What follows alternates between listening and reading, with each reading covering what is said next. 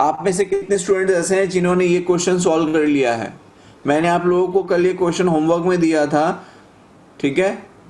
आप में से कितने स्टूडेंट्स हैं जिन्होंने इस क्वेश्चन को सॉल्व कर लिया है? Just raise your hand. चलिए, कल ये जो क्वेश्चन मैंने आप लोगों को होमवर्क में दिया था उसको सॉल्व करते हैं, ठीक है? A point particle of mass capital M is attached to one end of a massless rigid non-conducting rod of length L. Another point particle of the same mass is attached to other end of the rod. The two particles carry charges plus q and minus q respectively. This arrangement is held in a region of a uniform electric field E such that the rod makes a small angle theta with the field direction will be the minimum time needed for the rod to become parallel to the field after it is set free. ठीक है, तो question हमारे सामने जो है वो ये है क्वेश्चन है आपका, will be minimum time needed for the rod to become parallel to the field after it is set free. जब आप इसको फ्री छोड़ दोगे, ठीक है, उसके बाद में इसको कितना टाइम लगेगा पैरेलल होने में. ओके, तो ये क्वेश्चन पूछा गया है. मतलब कि थीटा एंगल पे है ना ऑलरेडी, उसको पैरेलल होने में, मतलब इलेक्ट्रिक फील्ड से पैरेलल, मतलब इस पोजीशन में आने में कितना टाइम लगेगा, ये क्वेश्चन आपसे पूछा जा रहा है. ठीक है, तो देखिए क्या करना पड़ेगा. सबसे पहले तो देखिए यहाँ पर आप एक चीज समझिए कि यहाँ पर इसके ऊपर क्या लग रहा है बेटा, टॉर्क लग रहा है. ठीक है, because it is at angle theta. तो टॉर्क लगने के लिए क्या कंडीशन होती है, आप सभी को पता है कि एक टॉर्क यहाँ लग रहा है, एक टॉर्क यहाँ लग रहा है. तो टोटल टॉर्क के लिए हम क्या लिखते हैं, टॉ1 प्लस टॉ2. ठीक है, और ये आएगा force into r perpendicular plus force into r perpendicular. ठीक है, तो हम क्या लिख देते हैं, फोर्स इंटू आर परपेंडिकुलर मतलब q E into r perpendicular. अब आर परपेंडिकुलर का मतलब ये अगर एल लिया हुआ है, ठीक है, तो ये जो डिस्टेंस है कितना आ जाएगा, एल साइन थीटा आ जाएगा. ठीक है, सिमिलरली यहां पर अगर आप करेंगे तो ये भी कितना आ जाएगा, उतना ही आ जाएगा. समझ में आया. तो यहां पर जो लेंथ ली है वो कितनी ली है, एल लेंथ ली है. ठीक है, तो अब आप देखिए इसको सॉल्व करेंगे.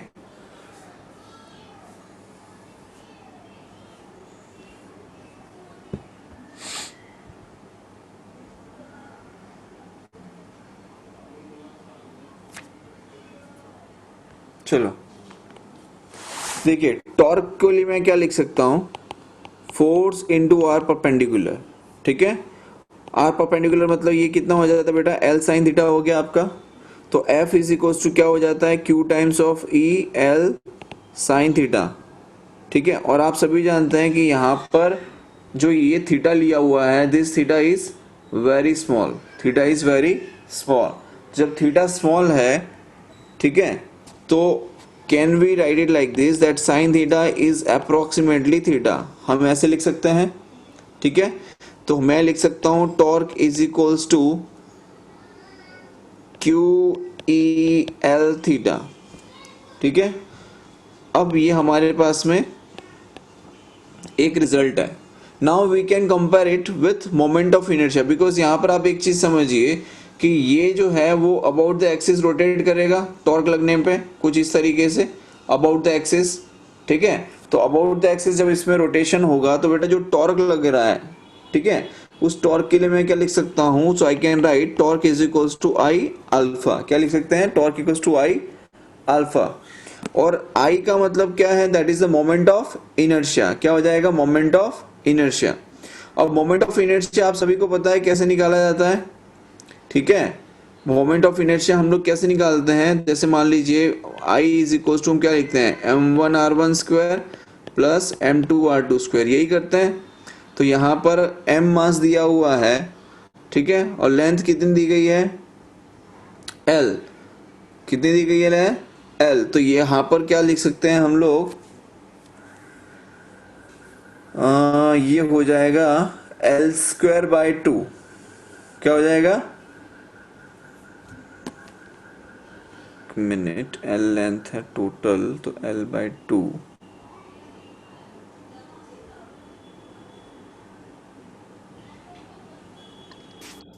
एक minute, I equals to m r square and r जो है आपका एल बाई टू।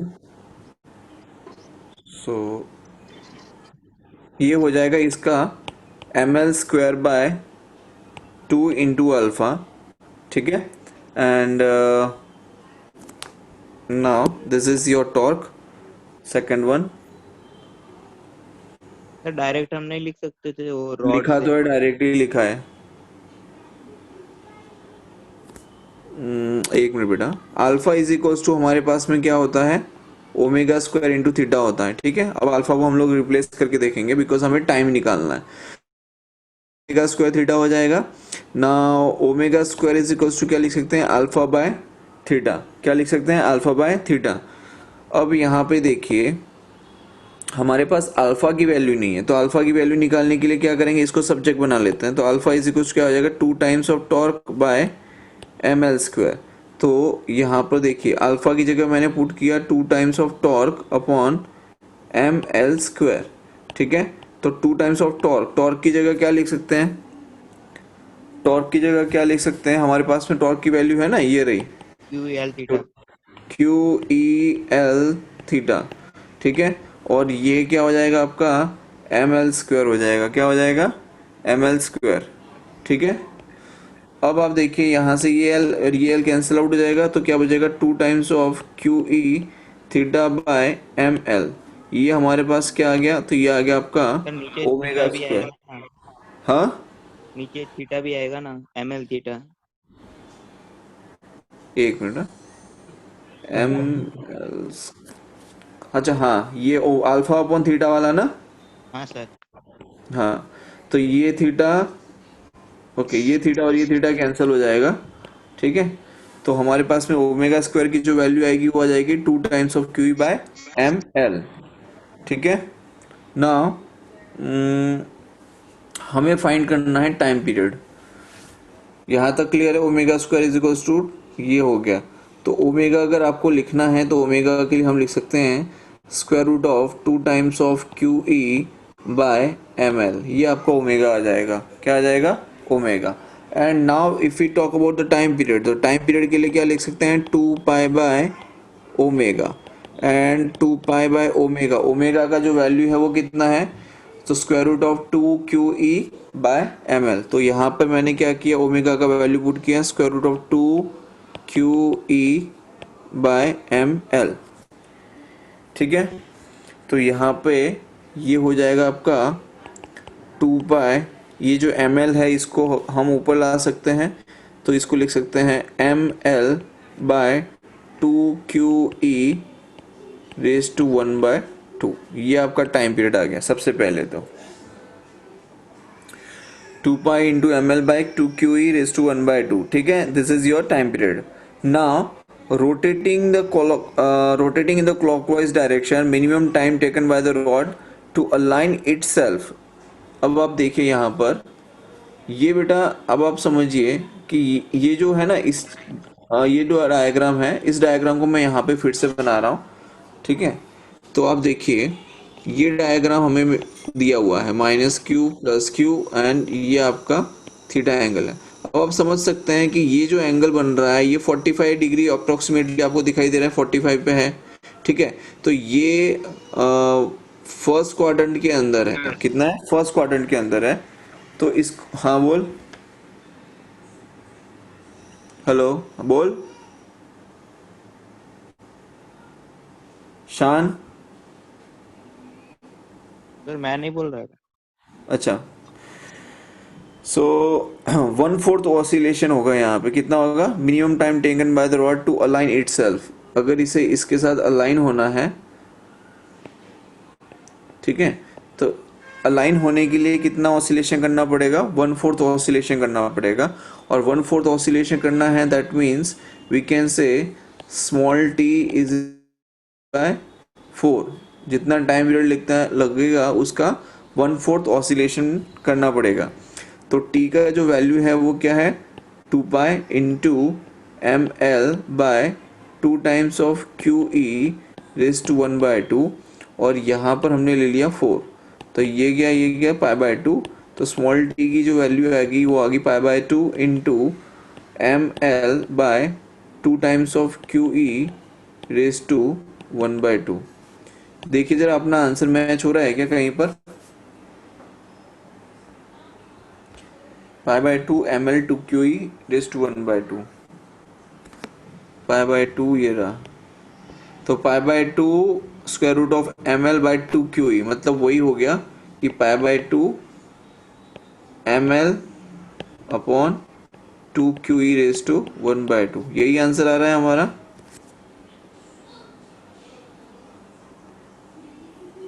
देख लो एक बार फिर से, यहां से हमने स्टार्ट किया है, आप लोग चाहें तो स्क्रीनशॉट ले लेना।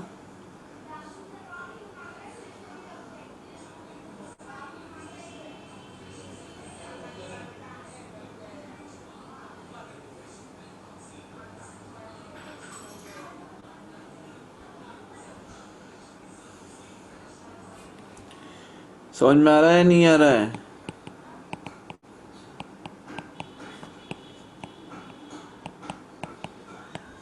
सर वो ये अप्रोक्स था, वो पता नहीं चला था। एक मिनट, ये मैंने जो मोमेंट ऑफ इनर्शिया लिखा है ना ml² by 2, वो यहाँ से लिया है, ठीक है। वो ml नहीं सर, स्क्वायर बाय, हाँ वो नहीं, वो एंगल वाला 45 डिग्री हाँ, अप्रोक्स। 45 डिग्री वाला जो है ना, उसके अंदर 1/4 क्वाड्रेंट, जैसे कि आप देखो कौन से क्वाड्रेंट में आ रहा है, फर्स्ट क्वाड्रेंट के अंदर ही है वो। और उसको जो रोटेशन करना पड़ेगा यहाँ पे अलाइन होने के लिए, ठीक है। तो अगर आप इसको देखो तो पूरा रोटेशन होने में कितना टाइम लगता है? टी टाइम लगेगा डायपोल को। Yes sir. ये जो डायपोल है हमारे पास में,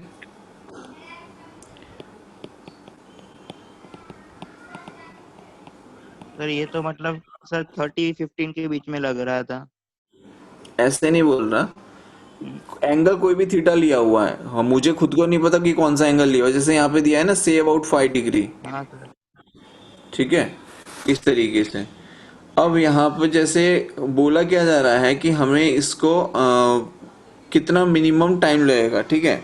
तो यहाँ पर क्या है कि जो रोटेशन होगा इसका, ये किस डायरेक्शन में होगा? क्लॉकवाइज डायरेक्शन में होगा, क्लॉकवाइज। है ना। तो minimum time taken by the rod to align itself, तो जो आएगा इसका जो टाइम पीरियड है, अब इसका टाइम पीरियड अलाइन होने में मान लो इसको हम लेते हैं कि भाई टोटल टाइम लग रहा है टी, ठीक है। अब आप यस इसको सर। क्वाड्रेंट्स में अगर आप देखो इसको इस तरीके से, तो कितना 1/4 क्वाड्रेंट है ये। हाँ, तो टाइम इसमें कितना लगेगा? टोटल टाइम का तो t/4 ही टी लगेगा बाई ना। फोर तो उस हिसाब से हमने यहाँ पे स्मॉल टी ले लिया है t/4, ठीक है। Okay sir.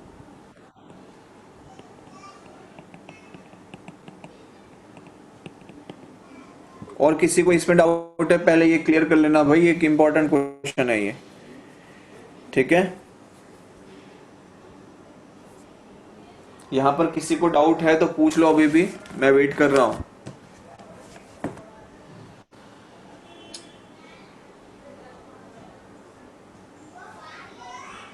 नहीं है? बहुत बढ़िया, समझ में नहीं आया होगा आधे से ज्यादा को तो।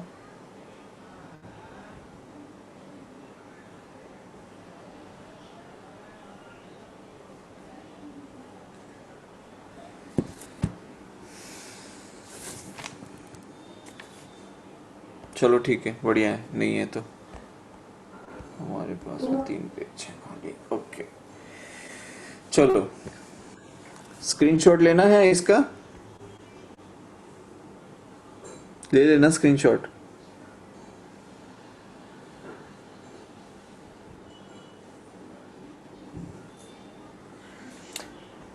जेई लेवल का क्वेश्चन है ये, ठीक है। तो मेडिकल वालों को घबराने की जरूरत नहीं है।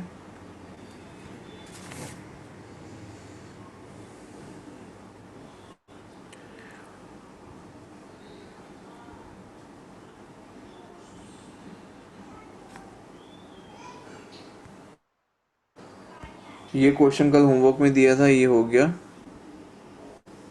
यहाँ पे आ जाते हैं। अब इस क्वेश्चंस के आंसर हैं, आज हम लोग कुछ क्वेश्चंस करने वाले हैं, 10 से 11 क्वेश्चंस करेंगे, ठीक है। मैं जिसको बोलूंगा वो क्वेश्चन का आंसर देगा, पहली चीज तो ये, ठीक है। सो सभी लोग रेडी रहिएगा, पेन और पेपर पास में रखिए अपने।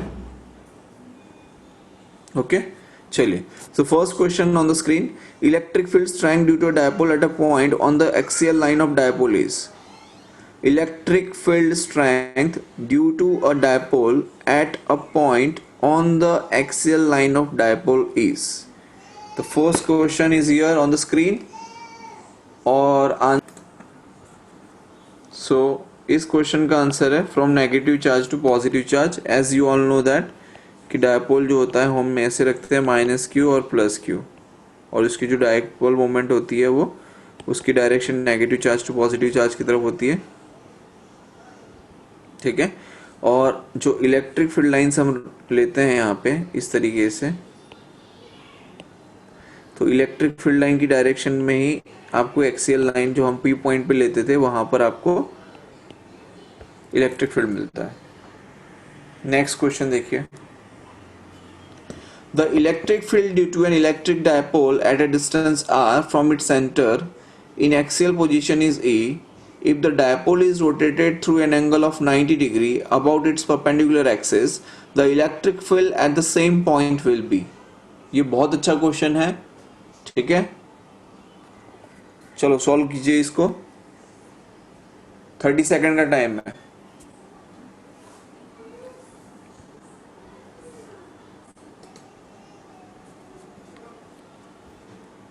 बहुत सिंपल क्वेश्चन है, क्लियर है सभी को? कैसे हमने इसको सॉल्व किया, एक्सियल लाइन पे आपको पता है 2 kp बाय आर क्यूब मिलता है, इक्वेटोरियल पे आपको पता है kp बाय आर क्यूब मिलता है, 90 डिग्री पे रोटेट किया है, ठीक है। जो डायपोल हमने रखी है एक्सियल लाइन के लिए उस पे हमें 2 kp बाय आर क्यूब मिलेगा, उसी डायपोल को हमने 90 डिग्री पे रोटेट किया है, और आप पी पॉइंट पे फाइंड कर रहे हो, पॉइंट आपने चेंज नहीं किया है, तो वो पॉइंट अब इस डायपोल के लिए जो नया डायपोल बना है उसके लिए वो इक्वेटोरियल पॉइंट है, और उस पर हमें डायपोल इलेक्ट्रिक फील्ड मिल रही है केपी बाय आर क्यूब, और दोनों का रेशियो लिया तो हमें आंसर मिल रहा है ई बाय 2। नेक्स्ट क्वेश्चन देखिए, an electric dipole is placed along the x-axis at the origin O. A point P is at a distance of 20 centimeter from this origin such that OP makes an angle pi by 3 with the x-axis. If the electric field at P makes an angle theta with the value with the x-axis, the value of theta would be. ये मजेदार question है, चलो solve करो इसको सब लोग, इसमें मजा आएगी आप लोगों को भी, ठीक है। तो इसको सॉल्व कीजिए आप सभी लोग और देखते हैं किसका आंसर आता है। Start solving this question everyone, चलिए।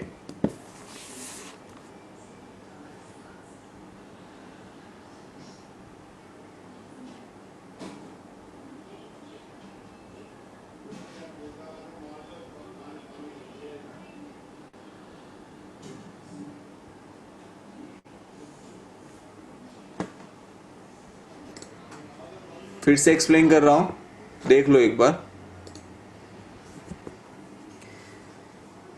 देखिए फिर से पूरा एक्सप्लेन कर रहा हूं जिसको नहीं समझ में आया उन लोगों के लिए।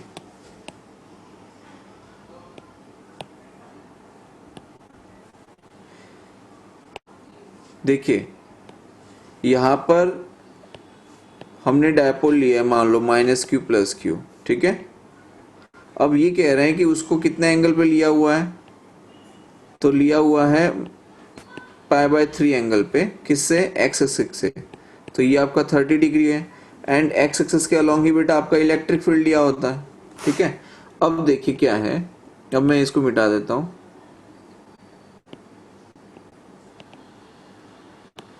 ये आपका जो हमने लिया है दिस पॉइंट P, ठीक है, ये आपका OP हो गया बिकॉज ओरिजिन से लिया हुआ है, एंड दिस इज, ये आपका एक्सियल आ जाएगा, this is your equatorial and this is your E net, okay, ये आपका रिजल्टेंट।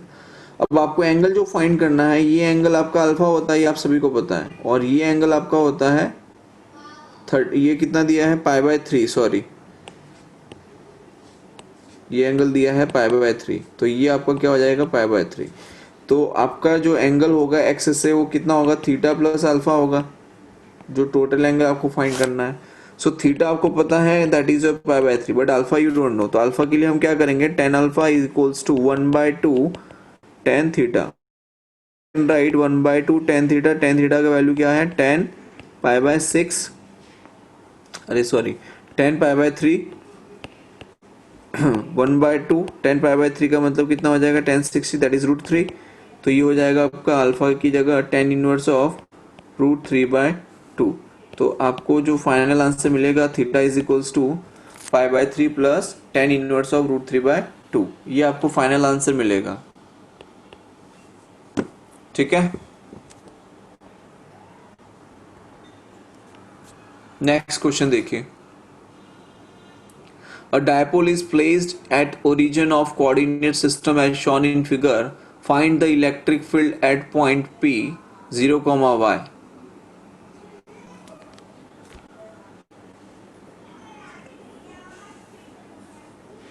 ये भी बहुत अच्छा क्वेश्चन है, बहुत कंसेप्चुअल पूछा गया क्वेश्चन है।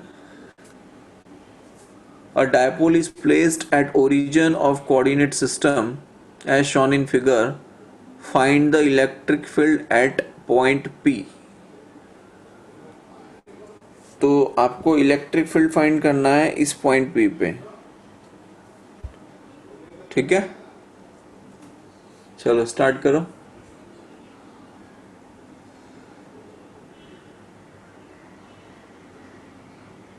देखिए डेरिवेशन रटने से काम नहीं चलेगा, डेरिवेशन की एप्लीकेशन आएगी तभी कोई काम होने वाला है। आप ये समझ लीजिए, जो डेरिवेशन मैं आपको करवा चुका हूं उसी डेरिवेशन के कंसेप्ट को यूज करके ये क्वेश्चन सॉल्व करना है आप सभी को। समझ में आया?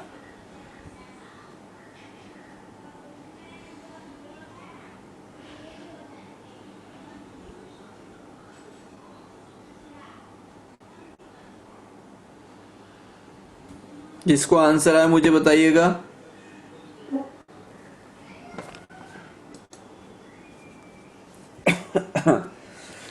देखिए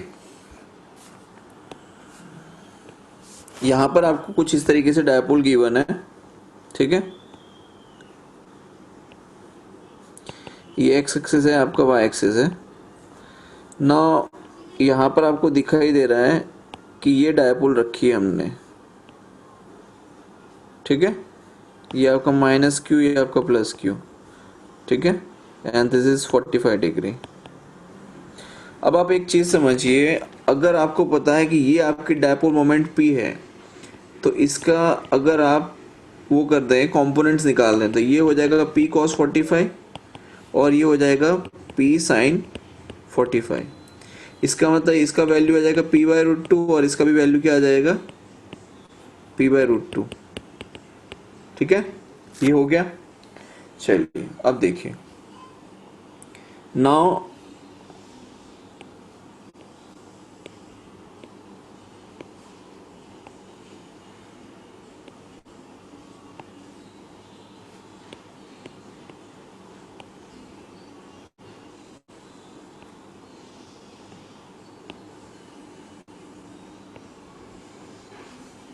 देखिए, ये आपका p/√2 मिल गया, ये आपका p/√2 मिल गया, ठीक है। एक इधर मिल रहा है और एक इधर मिल रहा है। क्लियर है ना यहां तक? तो now you need to find at this point, इस पॉइंट पे आपको फाइंड करना है, ठीक है। Electric field at point 0, y, मतलब ये जो डिस्टेंस है ये y डिस्टेंस लिया हुआ है। अब आप समझिए कि अगर ये मैं अपना डायपोल ले रहा हूं p/√2, ठीक है, तो क्या मैं ये मान सकता हूं कि ये जो डायपोल ली है p/√2, ये इसका इक्वेटोरियल पॉइंट ये हो जाएगा p पॉइंट, क्योंकि ये परपेंडिकुलर है। ये कैसा है, परपेंडिकुलर है, ठीक है। और परपेंडिकुलर के केस में आपको पता है कि जो डायपोल आपको मिलता है, इलेक्ट्रिक फील्ड जो मिलता है, that is opposite to the direction of the dipole moment. अगर डायपोल मोमेंट की डायरेक्शन आपको पता है कि ये है, इसका मतलब इलेक्ट्रिक फील्ड की जो डायरेक्शन है वो आपको ऑपोजिट डायरेक्शन मिलेगी। And you know the result also. Result क्या आता है इक्वेटोरियल के केस में? In the case of dipole moment equatorial क्या आता है? K p bye are cube. अब आर क्यूब की जगह ये कितना डिस्टेंस लिया है, वाई लिया है, तो ये हो जाएगा वाई क्यूब, ठीक है। और डायपोल मोमेंट का वैल्यू कितना है, तो p बाय रूट टू, तो ये हो जाएगा आपका k p by root two by y cube, ठीक है। K p by root two by y cube, ये आपका इक्वेटोरियल आ गया। देन अगर हम देखें दिस वन, ये वाला p बाय रूट टू को, ठीक है, तो यहाँ पर क्या हो जाएगा, जैसे कि आप जानते हैं कि डायपोल मोमेंट की डायरेक्शन नेगेटिव टू पॉजिटिव ये ली हुई है, ठीक है, ये नेगेटिव ये पॉजिटिव, अगेन ये नेगेटिव और ये पॉजिटिव, तो ये एक्सियल लाइन पे आ जाएगा। कहाँ आ जाएगा? एक्सियल लाइन पे। और एक्सियल लाइन पे डायपोल मोमेंट की वजह से जो इलेक्ट्रिक फील्ड मिलती है वो कहाँ मिलती है? In the direction of dipole moment. तो यहाँ पर बेटा आपको जो मिलेगा दैट इज एक्सियल लाइन पे आपको डायपोल मोमेंट की वजह से इलेक्ट्रिक फील्ड कितनी मिलती है? तो 2kp बाय वाई क्यूब, और p है तो p बाय रूट टू हो जाएगा। तो यहाँ पे लिखेंगे इसकी जो डायरेक्शन आएगी, इसकी जो डायरेक्शन आएगी वो ये आएगी, तो ये आ जाएगा 2kp by root two by y cube, ठीक है, क्लियर है। अब आपको दिखाई दे रहा है कि आपके पास दो रिजल्ट आ गए, एक रिजल्ट आ रहा है इस डायरेक्शन में और एक रिजल्ट आ रहा है इस डायरेक्शन में। इसका वैल्यू है k p by root two by y cube और इसका रिजल्ट है 2kp by root two by y cube, ठीक है, क्लियर है यहाँ तक सभी को। अब आप देखिए कि रिजल्टेंट आपको यहाँ मिलेगा इन दोनों का, ठीक है, लेकिन अगर हमें यहाँ पर दिया है आई कैप जे कैप के साथ में, तो मैं उसको आई कैप जे कैप के साथ ही लिख देता हूँ। देखिए इसको हमें लिख सकता हूँ E net is equals to, ये देखिए ये एक्स एक्सिस क्या लॉन्ग है, लेकिन ये minus E x i cap और ये minus E y j cap, ऐसे लिख सकते हैं, ठीक है। तो minus E x i cap का मतलब क्या हो जाएगा, तो माइनस रूट सॉरी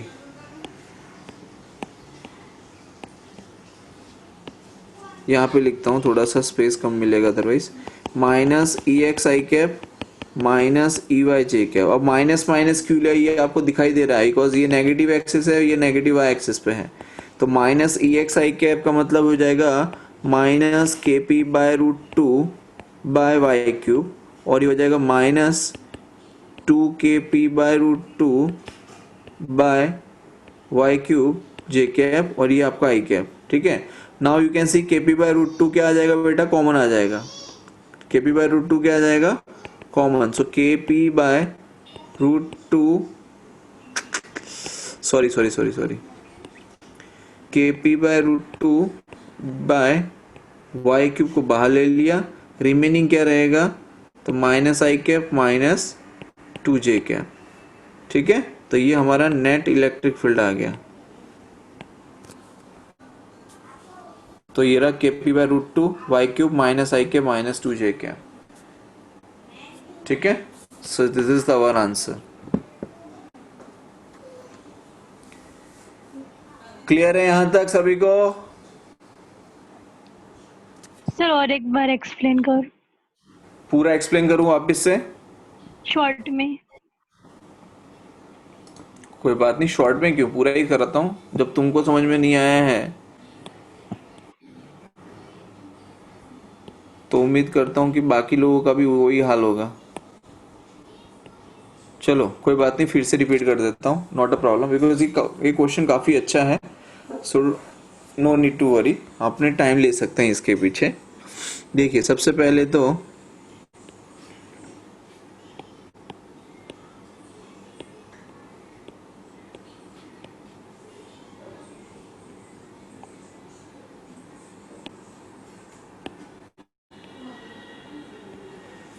देखो हमारे पास में ये पॉइंट पी लिया हुआ है बेटा, ठीक है।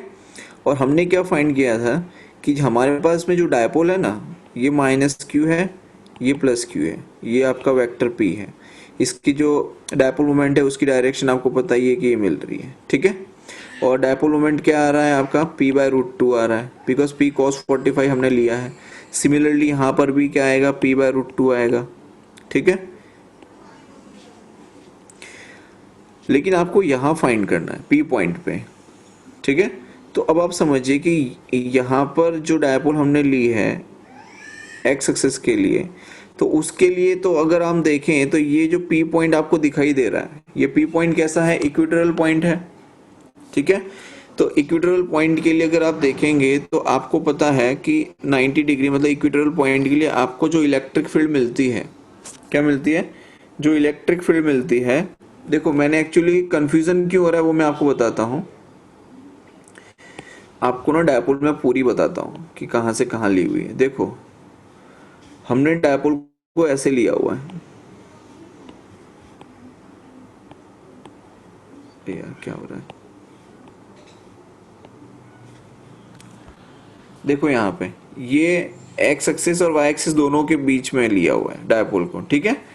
तो जब आप इसको घुमाओगे तो ये इधर पहुंचेगा और ये इधर पहुंचेगा, ठीक है। तो हमारी जो डायपोल है ना वो यहाँ से बिहेव करना शुरू करेगी कुछ इस तरीके से, ये माइनस क्यू होगा, ये प्लस क्यू हो गया, ठीक है। तो ये आपका p बाय रूट टू आया।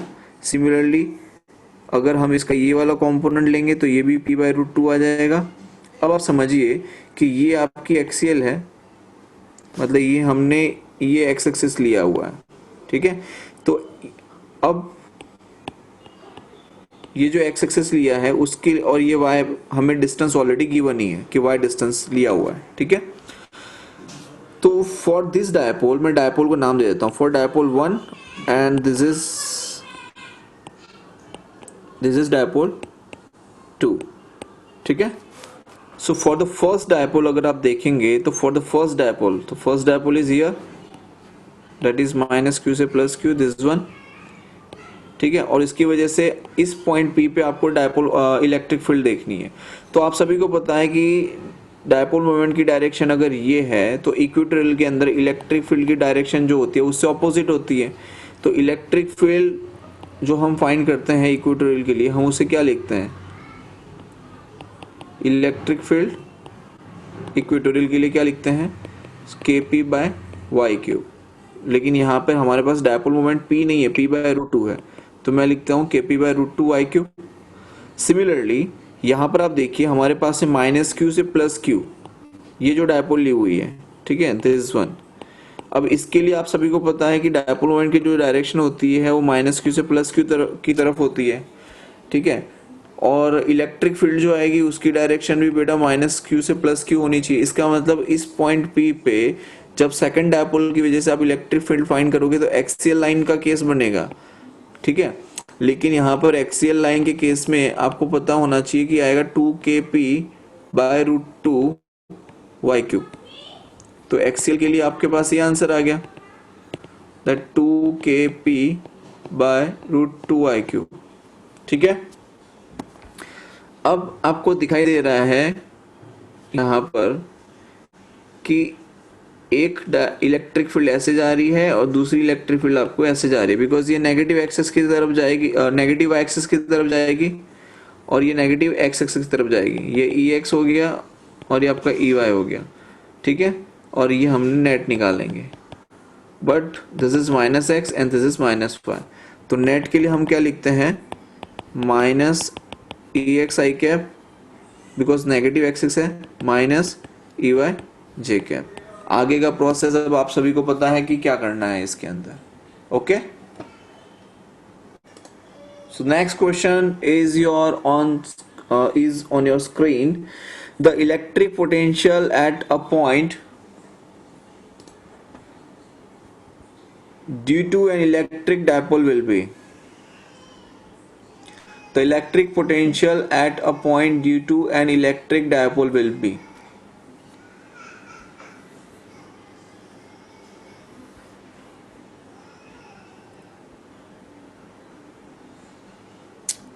बोलिए।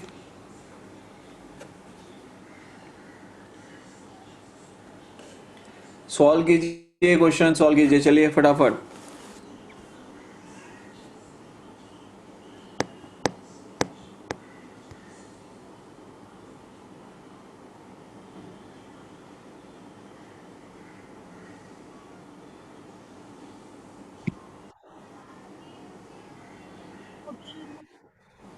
हाँ,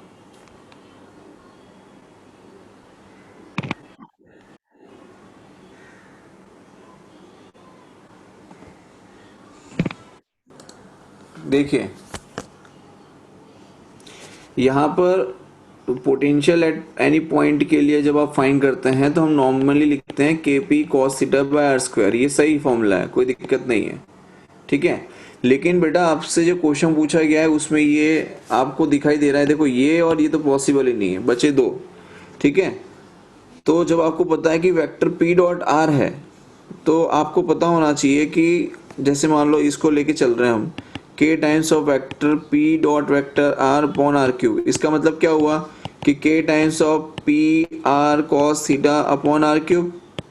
तो ये r से r गया तो बचेगा क्या, के P cos theta upon r square, और यही आंसर आ रहा है। तो पॉइंट ए वाला ऑप्शन सही है। समझ में आया? नेक्स्ट क्वेश्चन देखिए, स्क्रीनशॉट ले लेना इसका, लेना हो तो।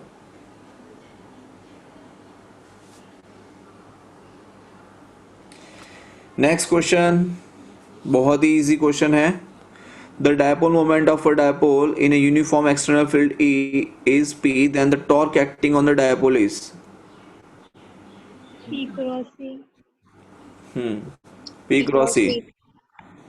बिल्कुल, torque is equals to P sin theta, आपने पढ़ा है ना, torque equals to P sin theta. Yes और सर। इसी का मतलब होता है torque is equals to vector P cross E, ठीक है, ये सही है। Yes sir. नेक्स्ट क्वेश्चन देखिए,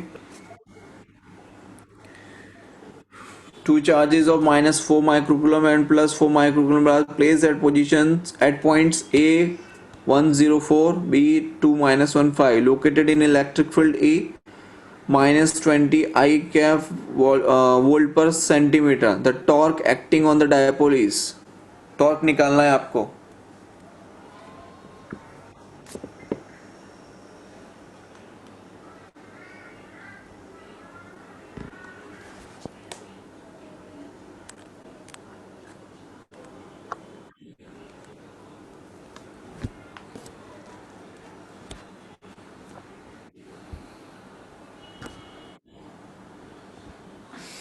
चलिए सॉल्व कीजिए इसको।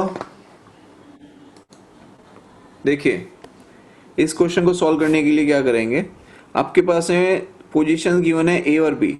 तो मान लेते हैं कि पोजीशन ए पे -4 माइक्रोकूलम चार्ज रखा है और पोजीशन बी पे +4 माइक्रोकूलम चार्ज रखा हुआ है, ठीक है। And located in electric field -20 I cap volt पर सेंटीमीटर। अब आपको दिखाई दे रहा है कि इलेक्ट्रिक फील्ड जो गिवन है वो गिवन है 0.20 आई कैप वोल्ट पर सेंटीमीटर। अब सेंटीमीटर को क्या करना पड़ेगा, मीटर में कन्वर्ट करना पड़ेगा, ठीक है। तो ये कितना हो जाएगा, 10⁻² ऊपर आ जाएगा तो क्या हो जाएगा, ये 20 हो जाएगा ना।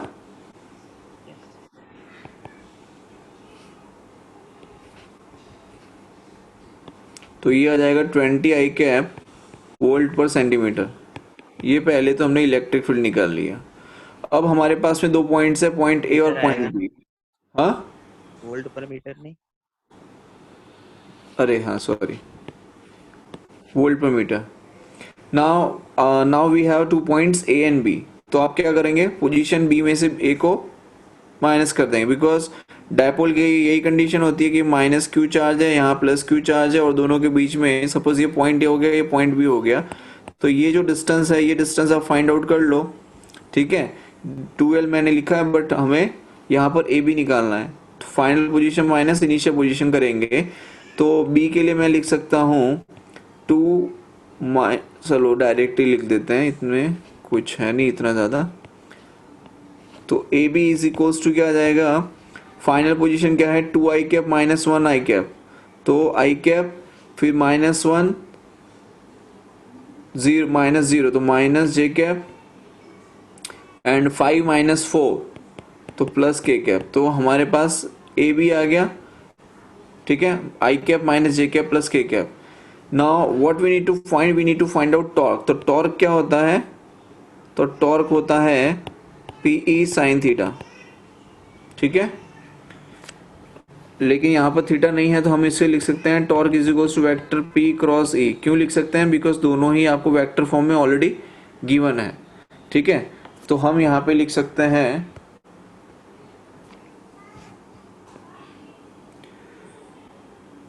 Torque is equals to vector p मतलब q times of e into, अरे sorry, P is equals to आपका हो जाएगा Q times of A b into आपका E, ठीक है, क्रॉस है वो। तो Q आपको गिवन है 4 माइक्रोकूलम। चलो यहाँ से आगे करता हूँ, नहीं तो इतने में आ नहीं पाएगा। So torque is equals to मैं लिखता हूँ यहाँ पर Q times of A B cross E, ठीक है। Q का वैल्यू कितना है? तो 4 माइक्रोकूलम, दैट इज 4 इंटू 10⁻⁻⁶। और ए बी आपको पोजीशन कितना गिवन है? I cap minus J cap plus के कैप। तो आई कैप माइनस जे कैप प्लस के कैप क्रॉस ई। ई कितना है हमारे पास में? तो ई बेटा है आपके पास में 20 आई कैप वोल्ट पर मीटर। तो यहाँ ले लिया मैंने 20 आई कैप, ठीक है। अब आप क्या कर सकते हैं कि ये 4 इंटू 10⁻⁻⁶ और ये 20, तो ये तो आपको क्लियर है कि ये आ जाएगा 8 इंटू 10⁻⁵ इंटू आई कैप माइनस जे कैप प्लस के कैप क्रॉस आई कैप, ठीक है। ये आपको सॉल्व करना रहेगा। तो जब आप इसको सॉल्व करेंगे, ठीक है, आपको क्रॉस प्रोडक्ट ऑलरेडी आता है, इसमें कुछ नया नहीं है। तो इसको बस आप सॉल्व करोगे तो हमें आंसर मिलेगा 8√2 10⁻⁵ न्यूटन इंटू मीटर। तो आपका आंसर आ जाएगा 8√2 10⁻⁵ न्यूटन इंटू मीटर। ये आ गया आपका टॉर्क, ठीक है। यहां तक किसी को कोई डाउट है बेटा? Anyone has any doubt?